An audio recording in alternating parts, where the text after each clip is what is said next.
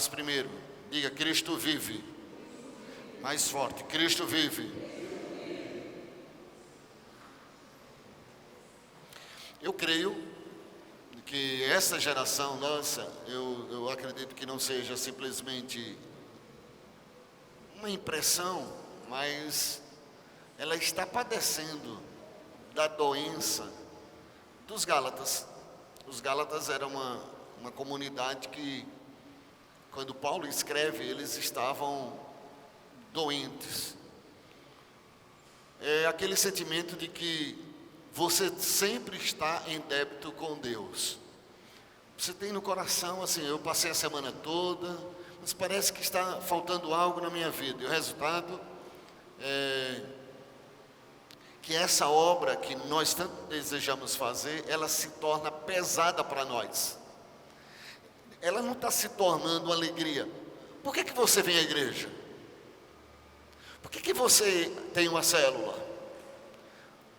Possa ser que seja por medo, receio, possa ser por garantir, não é, o seu mês. É como se você fosse ao trabalho e está trabalhando não com prazer, não com garra, com gana, mas você está lá no seu trabalho simplesmente porque você tem contas para pagar, porque você tem um sonho para realizar, uma casa própria, um carro, seja lá o que for, mas na verdade você não tem aquela alegria. Essa é a geração doentia, que é a geração dos Gálatas, que é a geração do dia a dia. Às vezes as pessoas postam: amanhã é segunda-feira. Aí quando chega na sexta, aí coloca a música: hoje é sexta-feira, aí aquela alegria toda. É como se, na verdade, a pessoa vive assim: eu estou lá só por estar. E é essa geração aqui que Paulo ele está falando dos Gálatas. Porque talvez você serve a Deus por medo, por culpa. Talvez você venha, aí você diz: olha, já tem uns domingos aí que eu não vou, hoje eu vou. Mas você vai justamente para isso, por causa da chamada. Se a igreja tivesse aquela chamada, aquela caderneta de presença, você estaria, né, aí tranquilo. Outros é porque pensam que foram salvos, que na verdade eles acreditam que são salvos pela graça. Porém, no seu viver diário, no seu dia a dia, ele se relaciona com Deus na base do merecimento. Será que Deus vai me abençoar hoje por essa semana toda que eu tive?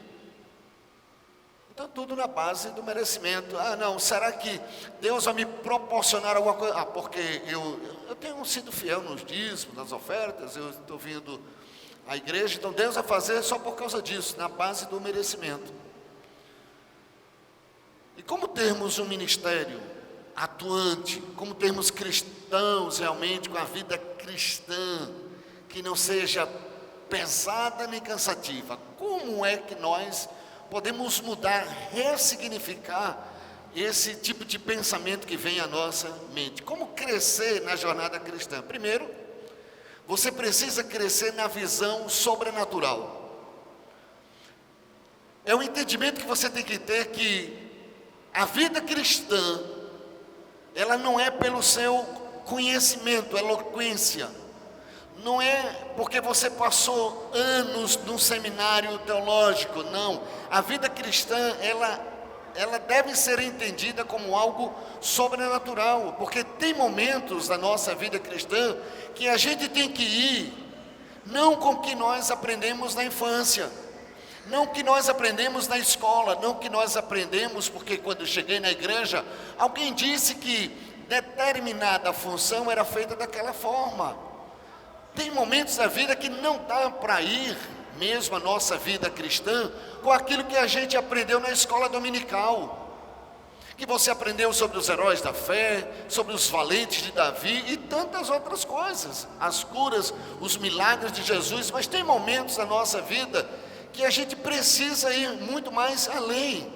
Não dá para ir com o que nós aprendemos com o tempo que nós temos dentro da igreja. Às vezes você tem 30 anos, eu sou 30 anos evangélicos, mas tem momentos que esses 30 anos, eles não servem. Não vai servir para você, tempo de igreja. Irmão, quanto tempo você tem que se converteu? Olha, pastor, eu tenho 30 anos que eu me converti, tem 20 anos, eu nunca deixei esse Jesus. Glória a Deus. Mas há momentos na nossa vida que não dá para ir com essa ideia, com essa mentalidade. Não dá também para a gente ficar colocando em prática o que determinada igreja está fazendo na tora, só no conhecimento. Agora vamos ter uma estratégia, vamos ter um curso aqui de discipulado. E aí você vai aprender a discipular, você vai aprender a fazer uma célula. Tem horas na nossa vida que isso não vai servir. É importante tudo isso? É. Mas aí Paulo ele diz no verso 11, olha aí Gálatas 1, verso 11. Ele diz: mas faço-vos saber, irmãos, que o evangelho que por mim foi anunciado não é segundo os homens. Paulo ele deixa muito claro, você pode ter habilidades, pode ter conhecimento, porém nós estamos lidando com um negócio que é divino. Não é um negócio da terra, de homens. O que você está lidando, igreja, nós estamos lidando como igreja, como algo divino. Eu sei que você pode dizer assim, ah pastor, mas tem a estrutura, tem o contrato social, tem. Mas eu estou falando é o seguinte, olha, na igreja é no sobrenatural. O que Deus vai fazer na sua vida é no sobrenatural. O que Deus vai fazer na igreja dele é no sobrenatural. Não é nada vindo de homem algum. Não é nada vindo de experiências terrenas. É céu na terra. Paulo ele não está desfazendo, certo? O ensino acadêmico. Porque às vezes as pessoas elas ficam assim, ah, mas Paulo ele está desfazendo, o Senhor está desfazendo o ensino acadêmico. Não, ele mesmo, Paulo, andou aos pés de Gamaliel, ele mesmo fazia isso. Mas ele está dizendo assim, olha, eu creio num evangelho que é sobrenatural. Eu creio no evangelho que vai além da nossa mente. E ele quer dizer a cada um de nós, querido, a igreja ela não tem a sua origem humana, ela tem a sua origem no divino. Ela está no mundo por uma questão funcional, ela tem prédio, ela tem CNPJ, ela paga as suas contas, ela tem conta de água, de luz, ela tem tudo isso, tudo é funcional.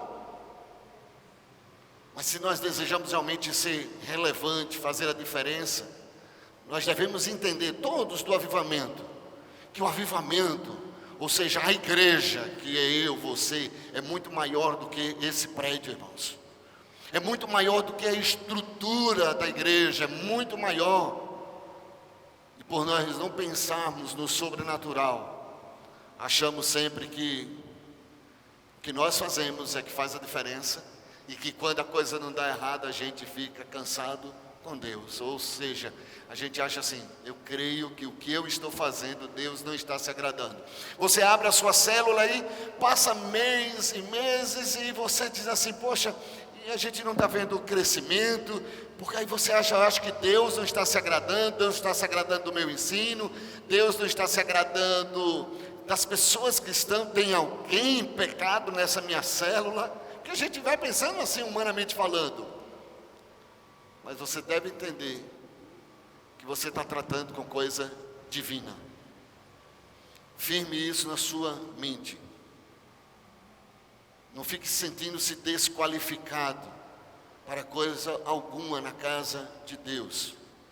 Porque o que Deus vai realizar nesta casa, na minha vida, na sua célula, na sua vida, será somente através do sobrenatural. De repente, você vê o seu filho que não queria nada, ele começando a ter gosto pela palavra de Deus. Sobrenatural. E eu estou dizendo isso porque você tenta mostrar ao seu filho que ele precisa vir à igreja. Talvez você acordou hoje e disse ao seu filho, hoje é dia de ir para a igreja, você não vai não? Ou talvez você alertou dizendo, olha, não pense que tem coisas mais importantes do que Deus na sua vida, não. Mas deixa eu dizer uma coisa, seus conselhos são bons. Porém, o que Deus vai fazer na vida dele é do sobrenatural. Talvez você não acredite nisso, mas se você perguntar a algumas mulheres que tiveram homens que você olhava para o seu esposo 10, 20 anos atrás, eu tenho certeza que muitas mulheres diriam, é impossível esse homem se converter, sim ou não? Não é verdade? É impossível. Eu sei que conselho de pessoas chegaram e disseram, olha meu filho, desista, esse cara é cabeça dura, esse cara tem jeito. Agora eu pergunto a você, o que foi que fez ele mudar? Foi porque você falou? Foi porque você dialogou com ele? Foi porque você levou um pastor para orar por ele? Foi porque ele teve conhecimento acadêmico, teológico? Coisa nenhuma. Foi o sobrenatural de Deus. Deus apareceu, Deus fez, Deus transformou. E assim Deus vai fazer na minha e na sua vida. É só dessa forma, irmãos. Amém? Segundo, como é que nós vamos crescer nessa jornada cristã? Buscar experiências pessoais com Jesus. Eu tenho uma ligeira impressão que estamos vivendo numa geração que está tendo experiência de tudo. Eu fui para um show, que experiência maravilhosa. O cara foi embora, levou o seu dinheiro, deixou você empolgado, e você hoje volta triste, abatido, com enxaqueca, dor de cabeça. Show gospel, não estou falando nem do show do mundo, estou falando de show gospel. Mas o que nossa geração precisa é de uma experiência pessoal com Jesus. Olha o que Paulo ele diz no verso 12. Porque não recebi nem aprendi de homem algum, mas pela revelação de Jesus Cristo. Amém? Aí ele está dizendo aí, olha, ei, além de você ter experiência sobrenatural, você precisa buscar experiências pessoais com Jesus. Irmãos, a quantidade de pessoas que vivem dentro das nossas igrejas, que não tem uma experiência pessoal, é grande. Não estou falando de levantar a mão, não estou falando de vir à frente, não estou falando de ir para uma classe de batismo, não estou falando de você se batizar, mas eu estou falando de uma experiência. Você dizendo, olha, é o seguinte, um dia eu tive essa experiência com Deus. Um dia Ele me chamou, Ele tocou em mim, Ele transformou a minha vida. Uma experiência mesmo com Deus. E Paulo ele sabia dessa importância, por quê? Porque ele teve um encontro com Jesus. Pelos apóstolos, ele era um nada.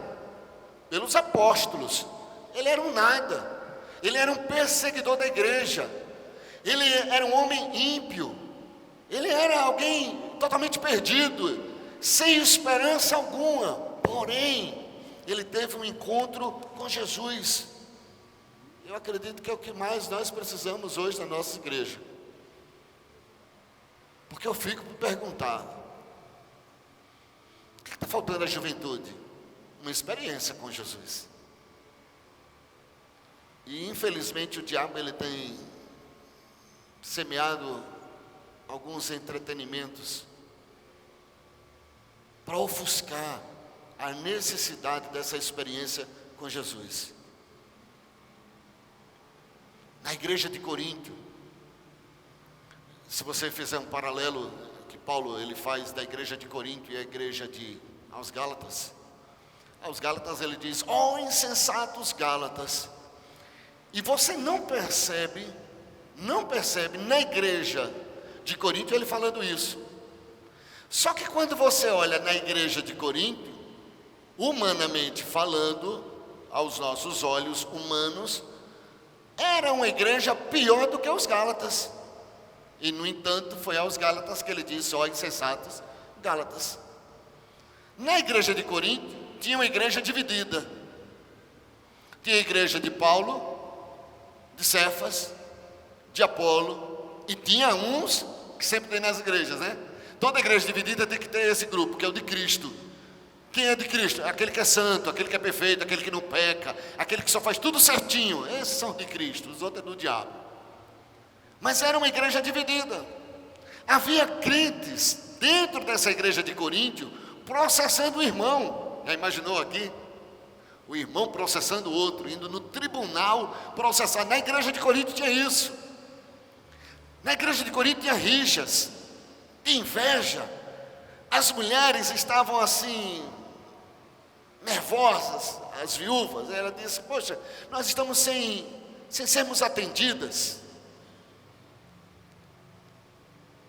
Era um verdadeiro caos essa igreja. Porém, Paulo, ele nunca se referiu a eles como tolos, insensatos, como ele fez com a igreja aos Gálatas.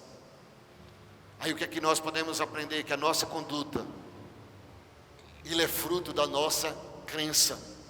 Se nós tivermos uma crença errada, mais cedo ou mais tarde, irmãos, isso se revelará numa conduta também errada. Você precisa crer, mas crer certo, crer correto. E crer corretamente sempre produz um viver correto. Quando você crê correto, você vai viver corretamente. Mas quando você tem uma doutrina errada, é pior que o comportamento errado.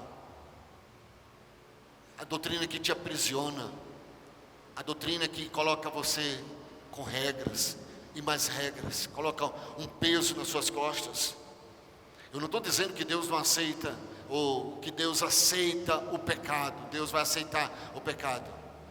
Mas eu estou dizendo é que uma fé errada, ela é pior do que um comportamento errado. A igreja de Coríntios tinha um comportamento errado, e a igreja dos Gálatas tinha uma fé errada. E a fé errada é pior do que o comportamento errado. Por isso que você precisa aprender a crer corretamente. Nós precisamos hoje, dentro da nossa igreja, crer corretamente. Porque chega só de regras de comportamentos na nossa vida. Então possa ser que para que você possa crer corretamente, você tenha essa experiência genuína da sua conversão. Porque quando se tem essa genuína conversão, ela começa com você crer corretamente.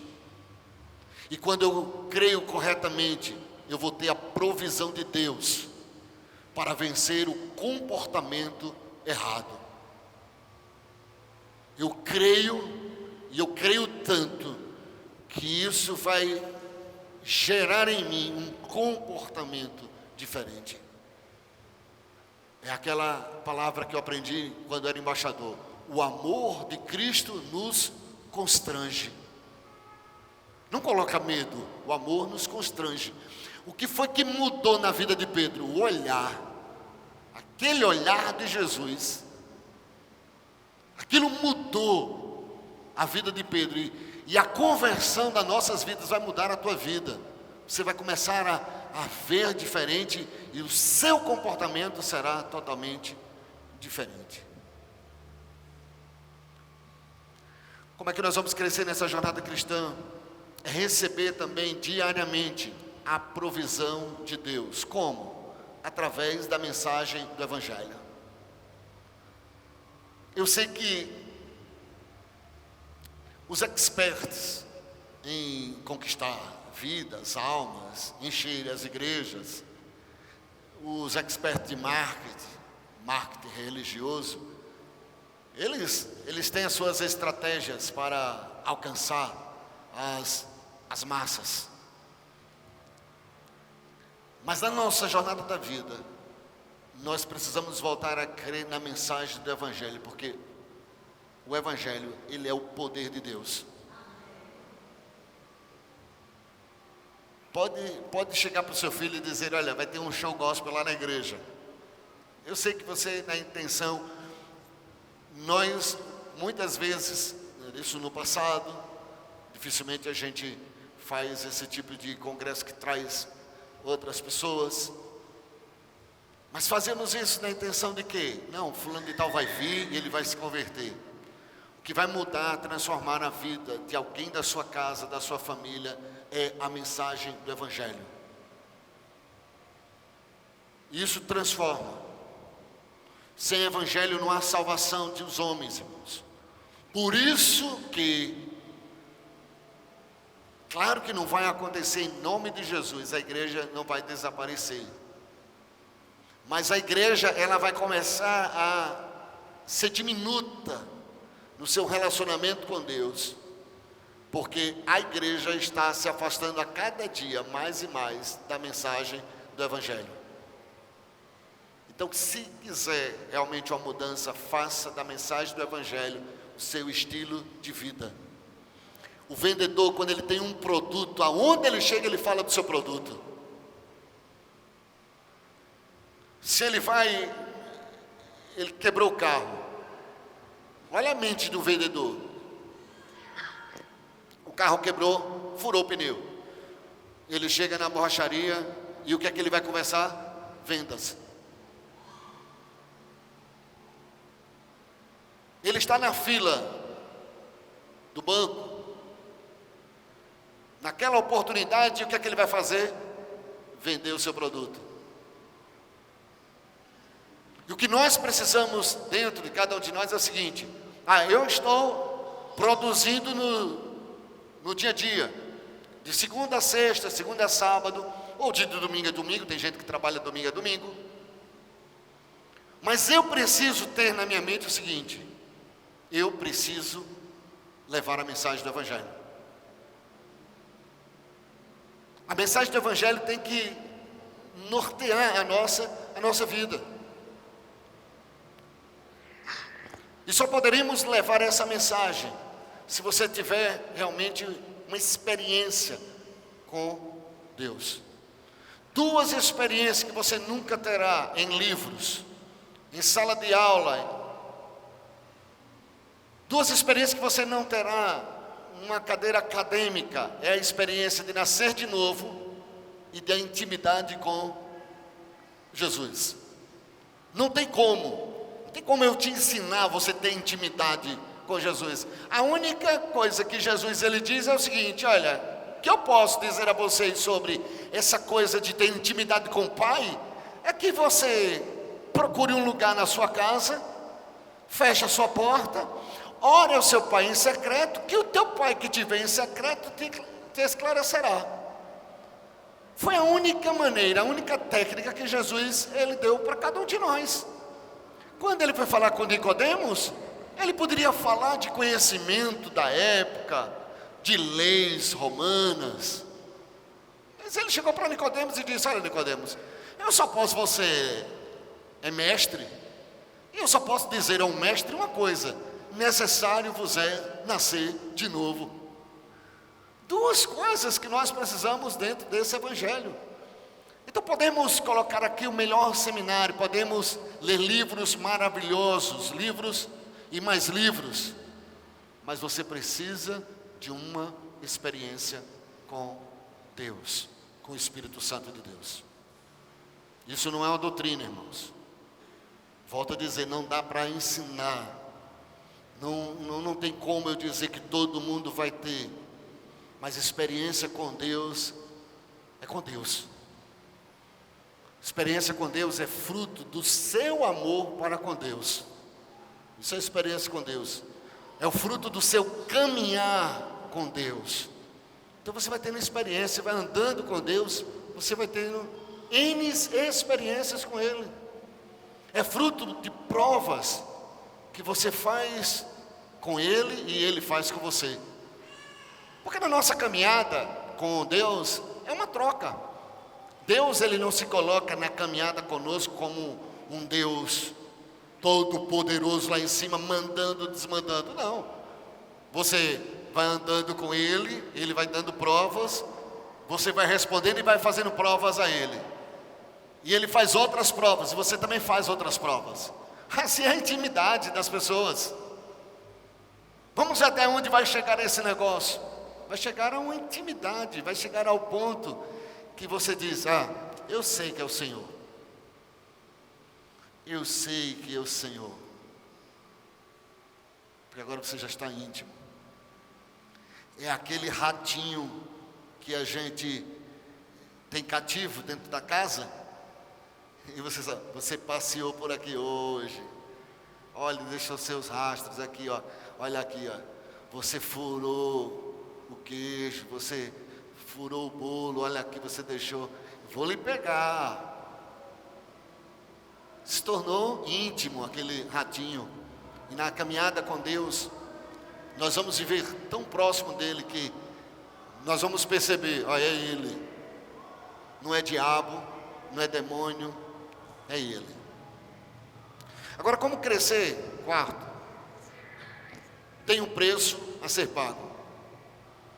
Pedro estava no barco. Quantas pessoas pegam esse texto e criticam Pedro? Agora eu pergunto a você, quantas pessoas ficaram dentro do barco? Quantas pessoas não tiveram coragem que Pedro teve? A maioria delas não saíram do barco. Como muitos dentro da igreja, eu gosto, eu amo a Deus, canto sobre Deus, prego sobre Deus, ensino na minha célula sobre Deus, porém, essa experiência ela fica tão distante. Por quê? Porque não saem do barco. Tem horas da nossa vida que você tem que sair do barco, sair da sua zona de conforto, sair do controle das suas mãos.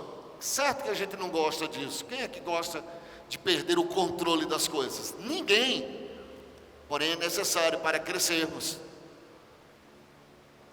Então, se você é daquele que, Gabriela, eu nasci assim, eu sou sempre assim, sempre Gabriela, você precisa de uma mudança de vida.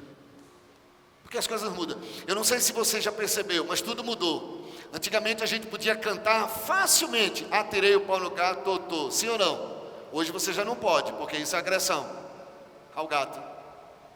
As coisas mudaram, irmãos, muitas coisas mudaram. Eu lembro-me na minha época que as pessoas, elas diziam assim, olha, ô negão, me chamavam de negão.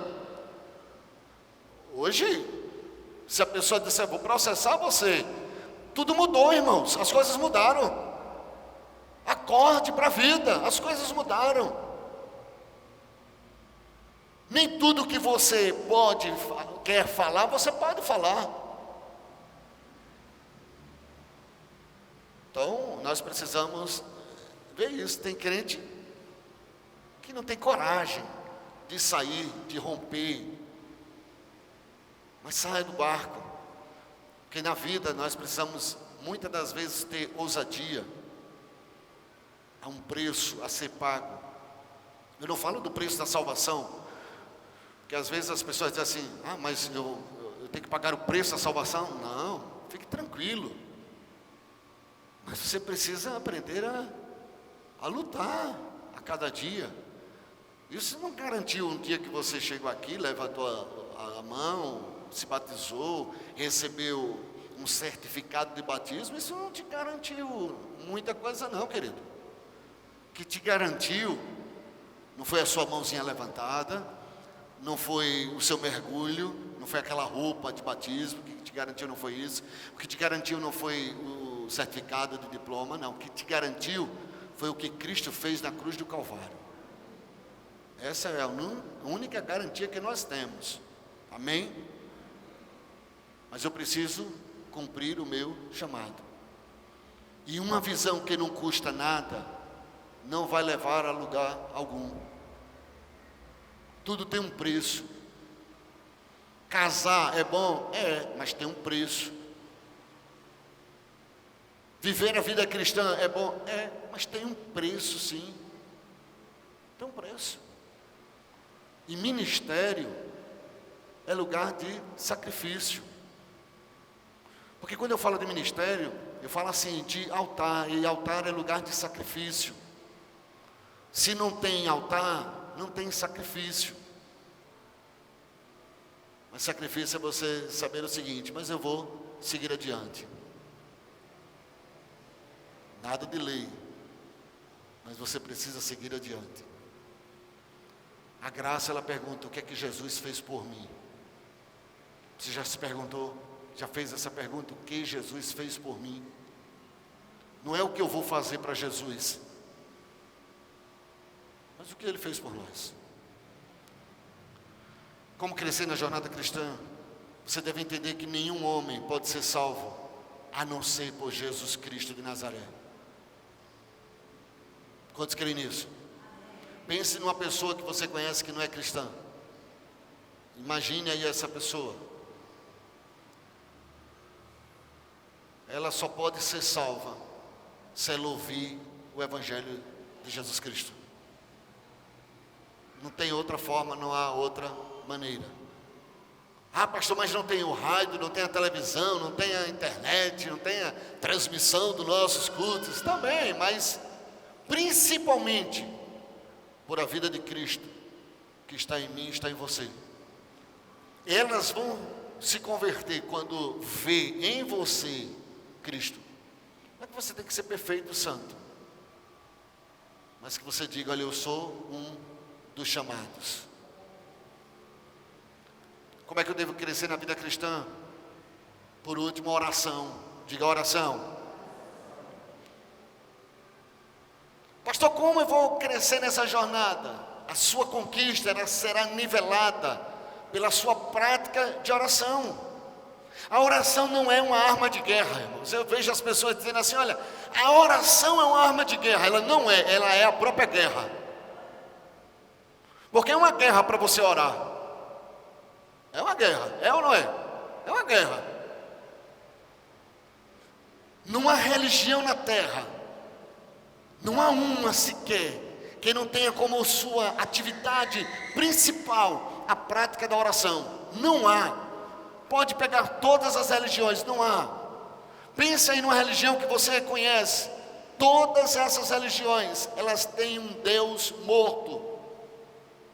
Porém, eles tratam como se eles estivessem vivos. E nós servimos a um Deus vivo e tratamos como se ele estivesse morto. Nós estamos invertendo o Evangelho, queridos. Por isso que não há crescimento dentro das pessoas nas nossas igrejas. Ah, eu sirvo a um Deus vivo. Como você serve um Deus vivo? Se você trata Ele como morto. Eu não preciso falar com Ele, eu não preciso orar, eu não preciso ter intimidade com Ele, eu não preciso ter comunhão com Ele. Então você está servindo a quem é um morto. Ora, se você passar nos cemitérios, você passa pela frente, você não é louco. Se você tiver perfeita sanidade, você vai passar, o máximo que você vai fazer é olhar. Mas você não vai conversando porque está morto. Mas o teu Deus está vivo. O nosso Deus está vivo. E nós precisamos ressignificar isso na nossa vida. Porque querer crescer na vida cristã com dinheiro, com recursos, com bens, com leituras acadêmicas, leituras de livros, não vai. Você precisa da intimidade com Ele. Samuel, o profeta, ele disse lá em 1 Samuel 12, 23, ele diz: quanto à minha pessoa, ele falando dele, longe de mim pecar contra o Senhor. Aí olha o que ele diz, o que é pecar contra o Senhor. Porque as pessoas na igreja dizem, pecar contra o Senhor, eu assisti televisão. Pecar contra o Senhor, eu não vim para a igreja. Pecar contra o Senhor, fazer tantas outras coisas. Mas Samuel, ele diz assim, olha, deixando de orar por vós. Quando você deixa de orar, você peca. Quando a oração ela já não faz parte da sua caminhada cristã, querido, você está pecando. Então quer ter sucesso? Ore. Porque quando você não ora, você de uma forma subliminar passa a seguinte mensagem para Deus: olha, não se meta na minha vida. Você está de forma sutil dizendo a Deus, olha, eu não quero a sua opinião em nada. De forma sutil, você diz, olha, eu sou mais inteligente do que a ti. De forma sutil, você diz, olha, eu tenho coisas mais importantes para decidir e não preciso das suas opiniões. De forma sutil, nós estamos dizendo, é isso que a igreja hoje, ela fala de forma subliminar. Como? Com atitude. Orar é tirar tempo com Deus. Deixa eu dizer uma coisa a você. Redes sociais. Quem conhece as redes sociais? Facebook, Twitter, Instagram, WhatsApp. Eu creio que foi Deus que criou esse negócio. Pastor, Deus criou. Eu acho que foi para desmascarar os crentes. Olha, pense numa coisa que desmascara o crente. Rede social. Sabe por quê? É Deus dizendo assim: eu vou mostrar a esse povo aí que eles são tudo falso. Porque eles dizem a mim que eles não oram porque não tem tempo. Mas eles ficam no WhatsApp, no Facebook, Instagram, no Twitter. Não é problema de tempo, é porque você não ama estar com Deus. Eu vou provar a eles que tempo eles têm, eles não têm prazer de ficar comigo. Porque o cara acorda, vai para o WhatsApp. O cara acorda, vai para o Instagram. Irmãos, às vezes eu publico, eu acordo, eu boto minha publicação. Já tem 4 pessoas ticando. Milésimo de segundos. Então você não ora porque você não quer. Você não ora porque Deus não é importante para você. Porque eu quero ver você conseguir ficar 2, 3 dias sem tweet, sem rede social. É porque a oração, ela não é prioridade para a igreja. Por isso que eu digo, esse negócio eu acho que foi Deus quem fez, para desmascarar todos nós. Pastor, eu tenho tempo corrido.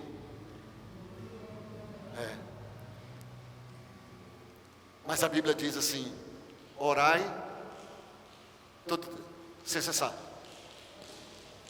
todo tempo. Aí o WhatsApp vem, aonde você vai, ele vai. Você está dirigindo nele. Você chega em algum lugar, ele.